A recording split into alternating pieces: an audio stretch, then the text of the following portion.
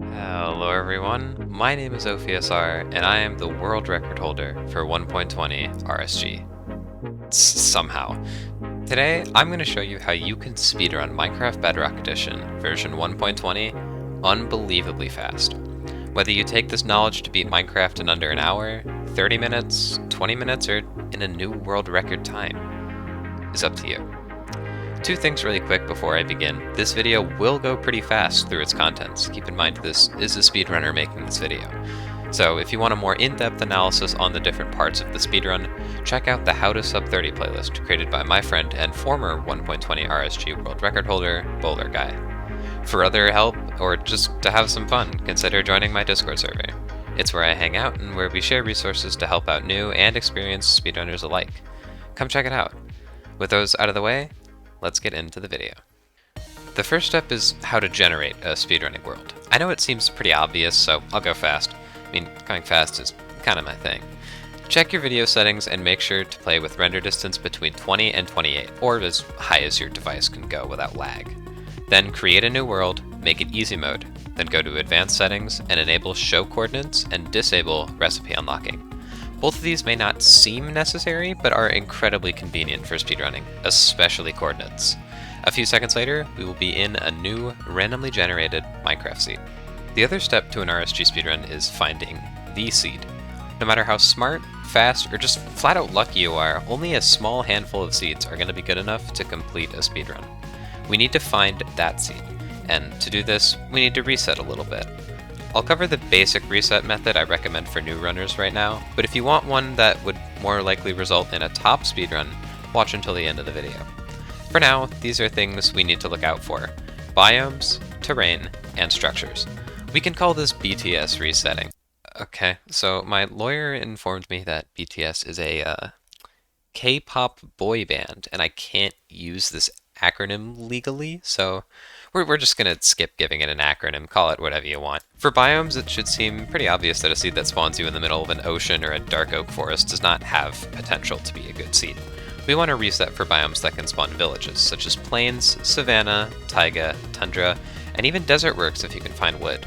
Once we spawn in or near these biomes, we want to make sure we can start looking around.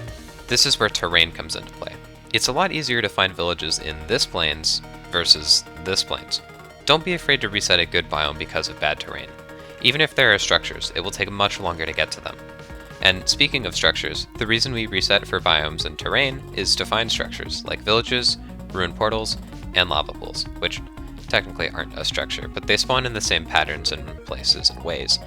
Once you find a seed with good terrain and biomes, run around for a couple of minutes and try to find the village, then loot the village, and run around for a few more minutes to find another enter, like a ruin portal or lava pool. Really quickly, let's dive into how these structures work. Ruin portals and lava pools are pretty self-explanatory. Just use the C-Skill bucket portal to enter the nether. If you don't know how to, make an upside down L, and 2 blocks next to it, mine a hole behind it, and fill in the structure with lava buckets. Something you may not know is that lighting the portal on Minecraft Bedrock does not require a flint and steel.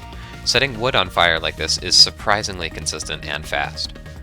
Lava pools are pretty simple. Villages, however, can be a bit more complex.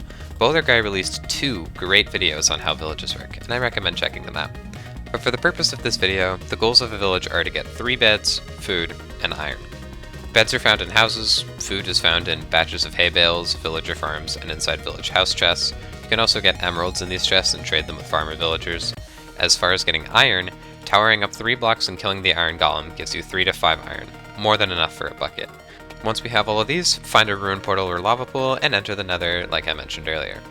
Well, there is a different way to enter the nether, but we'll cover that at the end of the video. Okay, we are in the nether. Step 1, always write down your home portal coordinates in game chat. Super important. Don't forget, it's a horrible way to lose a run, is not being able to find your home portal. But now what? Just like the overworld, we can't leave the nether without finding structures. More importantly, the nether fortress. Structure spawning on Minecraft Bedrock is a little odd, but to best describe it, imagine a bus leaving a wrong game, sorry. Imagine 4 squares. These squares are dependent on your coordinates. One square is positive positive, then positive negative, negative negative, and negative positive. These squares are about 400 blocks by 400 blocks, and each can only have 1 nether structure in it. Let's say there's a bastion in positive positive. There cannot be a fortress in positive positive coordinates for another 400 blocks. So instead of traveling more in positive positive, if you see a bastion, go to positive negative, or negative positive, because there can't be a fortress in positive positive, because there's already a bastion there. Ruin portals don't count as structures, it's just bastions and fortresses. Put it simply though, if you find a structure and you need another one, change the negatives and positives on your coordinate bar. Now we know where structures can spawn. Hey, sorry to interrupt, AdFSR here. Do you want to know how to mine faster? Of course you do. This strategy can save minutes off of any Bedrock speedrun in any category. The strategy goes by many names: click mining, fast breaking, insta mining, but we will call it the mining strategy. Because no matter what I call it, people get mad at me. Using it is pretty simple. Instead of holding down the mine button, we release it when we finish mining a block for a split second and then hold it down again. And we repeat this after every block. Mining blocks in Minecraft always creates a 0.5 second delay in between finishing mining one block and starting to mine another. But by releasing the mine button and quickly pressing it down again, we completely remove this delay. It can take a while to get used to, but whether it's mining netherrack, stone, dirt, logs, anything, the mining strategy can save a lot of time in any speedrun. Now back to your regularly scheduled nether tutorial. Now we know where structures can spawn, but we still need to not die while getting to them, which can be surprisingly hard.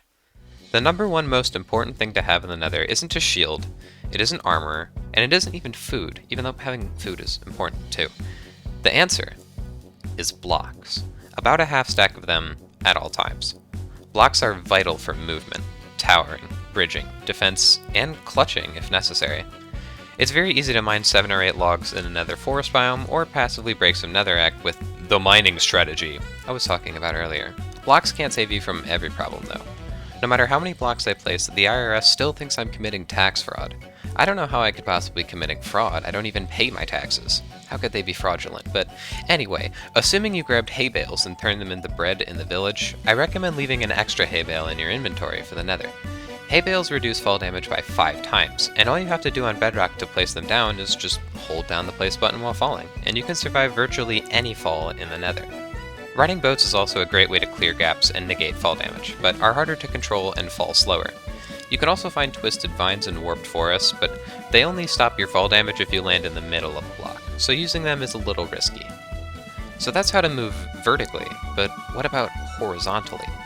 A defining feature of Minecraft Bedrock Edition is speed bridging. Speed bridging in the nether has potential to be risky because of lag, so speedrunners use a special type of speed bridge that works like this. Stand 3 blocks away from a ledge, place a block on the ledge, hold down the place button, and walk into it. After a second or so, you can start sprinting and even jumping so long as you keep holding down the place button and look down at an angle similar to this. Okay, we know how to find structures, we know how to not die getting to them. What do we do when we actually get there? Let's start with the Nether Fortress and Blaze Rods. Fortresses are without a doubt the most dangerous location in a speedrun. Sure, piglin brutes are scary, but wither skeletons, and blazes will stop at nothing to prevent you from getting your blaze rods. The number one objective in a fortress is to find the spawner, and the spawner can only spawn in certain spots. Each fortress has 2 parts, very creatively named the good part and the bad part. Yeah, I know we're not very good at coming up with names. The bad part has a roof, and the good part does not. Easy as that. If you're in the bad part of the fortress, try to get onto the roof or use knowledge of staircases to travel back to the fortress spawn room, which is this box-looking room with 1 lava source in the middle. That's how you know you've transitioned from the good part to the bad part, or vice versa. There are 2 types of staircases in a fortress bad part. Go up these staircases and down these staircases to get closer to the middle room. Always go down the middle path in balcony rooms as well. Eventually you'll find the starter room, and now we can find the spawner. Unlike the spawn room of the fortress, spawners don't have a predetermined path to finding them. The fortress is inherently random, so we must keep moving and above all, survive. The best way to survive is to use our old friends, blocks. Blaze about to shoot you, place 2 blocks in front of you. The blaze will lose its fireball timer and start floating towards you. Just peek and hide over and over again, and eventually they'll come to you. Wither skeletons in a hallway? Place 3 blocks on the floor like this. Wither skeletons, as powerful as they are too tall for their own good and can't walk through 2 block tall spaces, and this can very easily be abused. Same thing goes for wither skeletons outside. Place 2 blocks on the side and then complete the barrier. You can walk through it just fine, but the wither skeletons can't. What are you gonna do? Look at you. So dumb and stupid. Another rule of the fortress, Always watch your back. The blocks you place will stay there behind you, so you can use them as sort of checkpoints to travel through the fortress and find stray blazes if you need to. Finally, we have located the blaze spawner, and it's time to make this as safe as possible. There are two options. One, build a gigantic wall behind you. Place 2 blocks right here and then mine the floor of the spawner. This is called a blaze funnel, and will increase the average number of blazes spawned while also preventing them from attacking you. The only way they can get to you is by walking through this 1 block space, where it's very easy to kill them. Option 2 is much safer, and is slowly becoming the favorite of top speedrunners like myself. Side spawner. Side spawner involves jumping down or towering up to the side ledge of a blaze spawner right here, building 3 block tall walls here, and then mining these blocks here. Replace this block with one that is very easy to mine, like netherrack. Side spawner works where we wait for blazes to come to us, and then hit them from our hidey hole. Once we have killed all the blazes that we can see, break the netherrack, grab all the rods on the ground, which will attract more blazes, and then go back into the hole and replace the netherrack. Repeat the cycle until we have as many rods as we need. As a beginner runner, I highly recommend leaving on 7 or 8 blaze rods if you want to be super safe. Leaving on 6 is a time save, but can result in a lost run.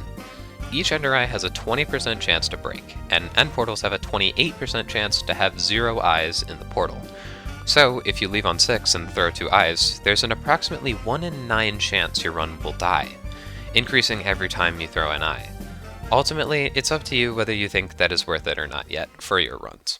Okay, now we're out of the fortress, so let's get some Ender Pearls. The safest way is to return to the overworld, break logs for 6, and then trade them with villagers, but that is boring! And the fastest run with the strategy, performed by an experienced runner, mind you, with trading strats on 1.20, clocks in at 47 minutes. Not a great time for an experienced runner. Bastions are another option, but they are dangerous and can take a long time to learn and master. I plan on making a full comprehensive tutorial on how to run Bastions in version 1.20, but that video does not exist yet. So, the #1 way to get pearls in 1.20, the perfect mix of safety and consistency, and the strategy that currently holds not only the world record, but all 25 of the 25 fastest runs, this is warped forests. Yeah, it seems a little counterintuitive that the best way of getting pearls in a Minecraft speedrun is to be returning to our caveman roots and stabbing Endermen by hand, but as I've said, it is a tried and true method.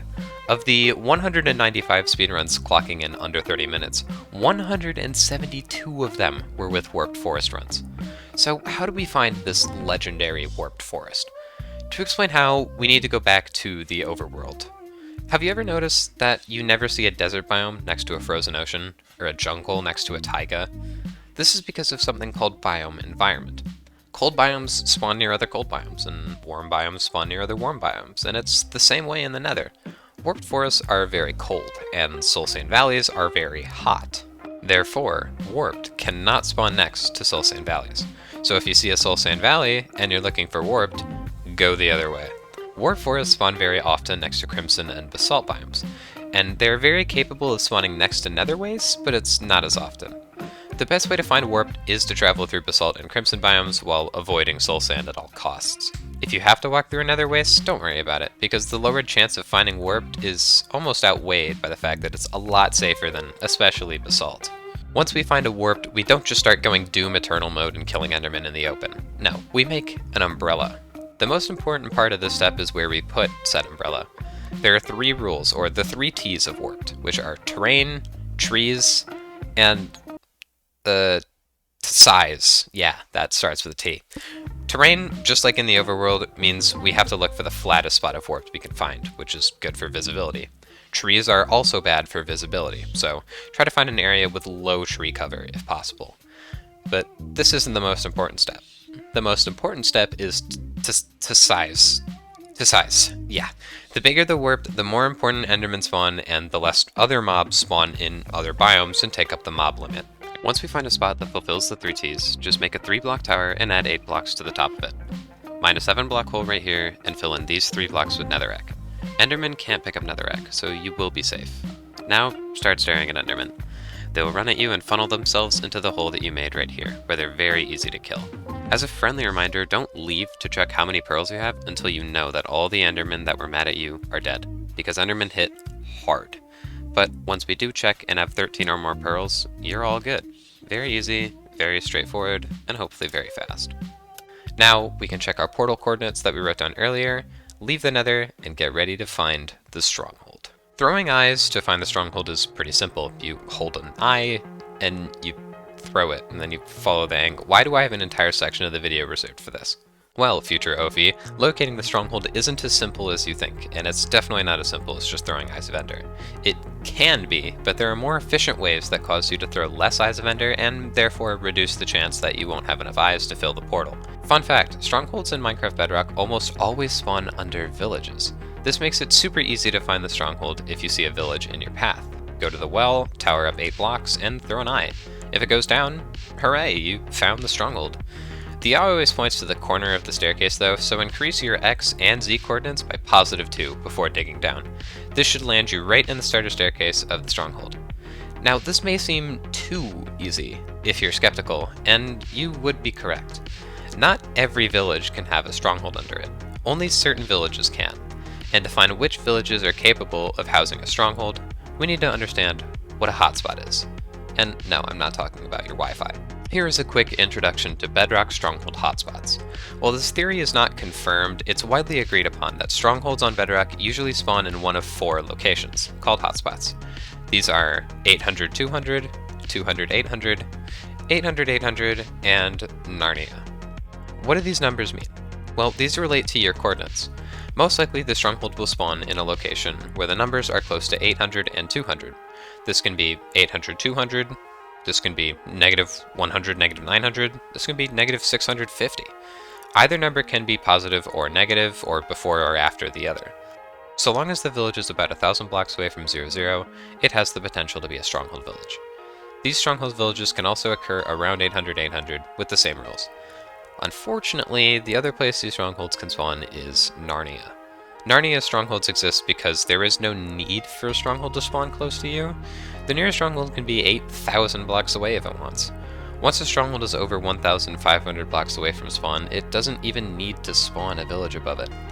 This is where good pace dies over and over and over again. It happens around half the time, but usually Narnia means that it's under a village just 1,500 to 2,000 blocks away from spawn, which isn't ideal, but not necessarily run-killing. However, the further it decides to spawn away from you, the less likely it is to be under a village, and the slower your run will be. Hopefully the infamous Narnia stronghold will not be an issue. We find a village, head to the bell, see if the eye goes down, and boom, we're in the stronghold. Navigating the stronghold is mostly luck, just don't go in one direction longer than 10 rooms, because the portal room usually isn't that far. One of the videos in Boulder Guys series is entirely dedicated to Stronghold Nav, so if you're struggling, I recommend checking it out. While navigating the stronghold, keep an eye out for altar chests and libraries. Altar chests can have ender pearls and iron, and libraries have cobwebs, which you can use a sword on them to gather 2 string. This will be useful in the end, so stay tuned for that. After a little bit, we are in the portal room, and ready to enter the end dimension. I actually made an entire video dedicated on how to kill the dragon in a Minecraft Bedrock speedrun, so check it out, as it's going to go a lot more in depth than I will right now. But I will go over it on a very surface level. There are 2 situations that we can be in entering the end. Either we have a piece of obsidian, or we do not have a piece of obsidian. Ways to get obsidian are from blacksmiths, ruin portals, piglin trading, or creating obsidian with a lava and water bucket. If we don't have obsidian, no worries. Most speedruns do not, so there is a good way to account for it. Other things we want to make sure we have are 3 beds, a lava bucket, 16 blocks or so, and a projectile.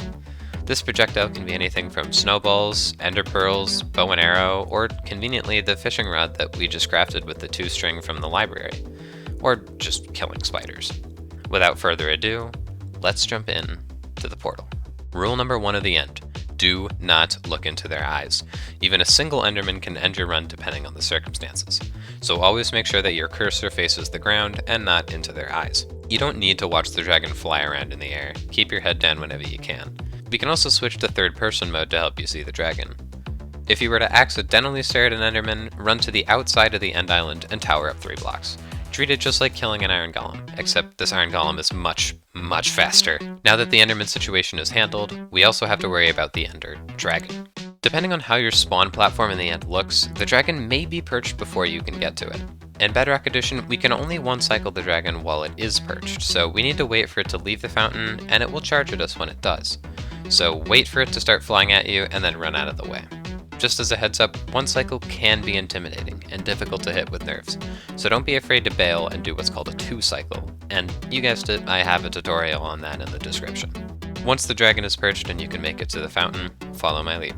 Take your projectile and throw it right here, between the dragon's head and neck. This will activate an allowed glitch called Crit Bug, and that causes the dragon to take 4 times as much damage for some reason. I don't know, don't question it, just go with it. Hit the dragon 7 times with a stone pickaxe, or 6 times with an iron pickaxe, or 5 times with a stone sword, or 4 times with an iron sword. I don't know why you'd have a trident, but if you do, it's 3 hits, and most importantly, 33 hits with a piece of raw fish. As funny as it may be to smack the dragon in the face 33 times with an uncooked fish, I do recommend using either a pickaxe or a sword. The numbers are pretty simple to remember, just 7, 6, 5, 4. Assuming you have obsidian, place the bed right here on the fountain and an obsidian block on the side of it, and then dig a hole right in front of it. If you don't have obsidian, stay tuned, I'll show you what to do in a second. Since we do in this situation, travel over to the coordinates 2, -8, and tower up 15 blocks. Then look at the dragon, take your lava bucket, place it on the side of the tower like this, jump down, crouch while landing on the bed to reduce fall damage and not bounce, then go in the hole, aim right on the side of the obsidian, and blow up your 3 beds, just like this. And with that, the dragon should be dead, and the speedrun should be completed. I know I made that look easy, and that's because it kind of is, but I highly recommend checking out my 1-cycle tutorial, because it shows you tips and tricks to go faster and be more consistent. And 2, I like views, and that would give me more views. Okay, but what if we don't have obsidian? We can either bail the 1-cycle entirely and do a 2-cycle, which is by no means the wrong play. It's very safe and easy, just a little bit slower and leaves more room to get dunked on by dragon fireballs. The other option is called Miner Cycle, named after legendary speedrunner and my second favorite British person, Mini Miner. Don't ask who my favorite is, you wouldn't know him. Miner Cycle works where we place 2 beds on the fountain here, and then a wall in between them out of blocks with high blast resistance, like cobblestone or endstone. Once we are ready to blow up the beds, we blow up the left bed, then the right bed, and then jump, place a bed, land, and blow up the last one. It's much more difficult than the default cycle, so if it's too difficult for you, then a 2-cycle is the way to go if you don't have obsidian. No matter how you kill the dragon, the end portal will load 10 seconds later, and congratulations. You just speedran Minecraft Bedrock Edition 1.20. And I'm proud of you, but not as proud as I am of myself for hitting jump cycle and good pace. Oh my god! So yeah, good pace. How do we get good pace? How do we turn an okay speedrun into a good, or even great speedrun? Well, I'm going to go through the entire speedrun again, but point out ways to alter the process in order to produce a faster run. Dumbing it down, we play risky but go fast. Let's get into it. The most important change we can make in a speedrun happens before we even start our speedrun. Reset efficiency is what separates the good speedrunners from the great speedrunners. Sure, you can complete a fast speedrun that spawns you at 0-0 in a dark oak forest, but it saves a lot of time to reset right off the bat and try to spawn in or near a village.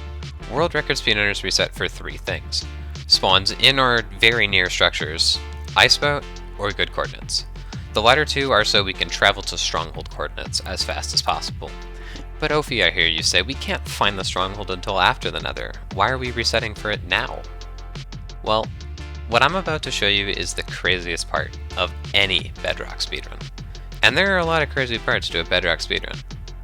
This crazy strategy that I'm about to show you is called Stronghold First. And yeah, we enter the Stronghold before entering the Nether. To locate the Stronghold without Eyes of Ender, we need to understand how village bells work. Each bell has a complex pattern you can follow in order to find the 4-4 block in a village spawn chunk, which coincides with the Stronghold spawn below it, and it's called Spring Strats. In the description is a link to a Bowler Guy video that goes through all of the Spring Strats, and when you're ready to start taking the risk on Stronghold First, memorize these patterns. There are a lot of them, which can be overwhelming, but it'll just feel like second nature, just memorizing a pattern, going in that pattern, and then digging down and knowing with 100% certainty that if there is a stronghold under this village, you're gonna hit it. But what do I mean by take the risk on Stronghold First? Well, the unfortunate downside of Stronghold First is that only about 1 in 9 villages at good coordinates have a stronghold under it, so 88% of dig down runs die before they even get started. 88% of the time you dig all the way down to Y-40, where strongholds can no longer spawn, and you're forced to reset. A dig down village is slightly more common than a nether enter though, so realistically you're making a trade of about 1/5 as many nether enters, but once the stronghold is hit, the chance the run completes at a good time goes through the roof. Personally, I finish about 1 in every 5 stronghold entries with a time of under 30 minutes, and 1 in 15 of those even under 20. So taking the time to reset for strongholds can be painful, but will produce much faster and more consistent runs as soon as you see the stone bricks. As a quick tutorial on how to build a portal with the lava in the portal room, place water on this stone brick right here between the 2 windows, and place lava in the shape of a portal. Keep track of the eyes in the portal already, because you only need as many pearls as are missing from the portal, unless you need a crit bug, of course. With that, we are now in the nether with a huge time save already under our belt. As I mentioned, the advantage of Stronghold First is that more nethers become playable. Not only do we know exactly what we need, but we'll also spawn slightly further into nether quadrants, hopefully pushing us closer to a nether structure. This gives you the ability to complete the run no matter how bad the nether may be, but I do have some advice on that. Whether it's a stronghold enter or lava pool enter, I don't recommend checking more than 2 quadrants in the nether. Checking these first 2 quadrants directs you in a fast motion like this, but traveling to a third takes much longer, especially if you find an unwanted structure in quadrant 2. This is how most speedrunners decide whether to reset nethers or not, is if they have everything they need, pearls and rods, can be found within this path. It can be shortened, it can be lengthened, but this is the agreed upon best mixture of reset efficiency and run completion chance. Once we do find what we're looking for in the nether, it's important not to spend any extra time in either structure, or warped. Get the pearls and rods you need, and get out. If you're running for a good time, you can still leave on 7 and it doesn't lose too much time, but leaving on 6 is what most top runners decide to do on a good pace run. With warped, most runners leave on 12 or 13 to match their 6 blaze rods, while leaving a spare pearl for traveling in the overworld, pearling to the end fountain, crit bug, or an emergency ender eye if you do end up leaving on 7 rods. This wildcard 13th pearl has a lot of uses, so I do recommend leaving on 13 pearls from warped, or whatever you can get from a bastion, and then leave on 6 or 7 blaze rods depending on how many blazes are in your area when you're ready to leave. Once you leave the nether, the speedrun really doesn't change much. There aren't really any shortcuts or risky ways to find the stronghold, and the only way you can save time in the end is just to be better at one cycle. If you're exiting through a lava pool and start to think your stronghold is villageless, it's up to you whether you want to play it out or not, but I usually live by the mentality of play it out for sub 30 if you can. Why not? So I have 40 speedruns under 30 minutes, but that's just my version of enjoyment. At the end of the day, PB is the most important barrier for a speedrunner, and beating that should be your goal. Whether it's with basic strategies for a first sub hour, better gameplay and a better seed for a first sub 30, and a spectacularly played run with a good seed, great reset efficiency, knowledge of expert speedrun strategies, and all of that we've talked about in this video to get your first sub 20. Getting a personal best and breaking time barriers are the ultimate goal of speedrunners. Whether that PB breaks the world record or not, well, I'll just have to leave that up to you. And hopefully, one day, we'll get the chance to see it. Thank you all so much for watching this video. Consider joining the Discord server and like and subscribe if you want my content. See you guys all next time.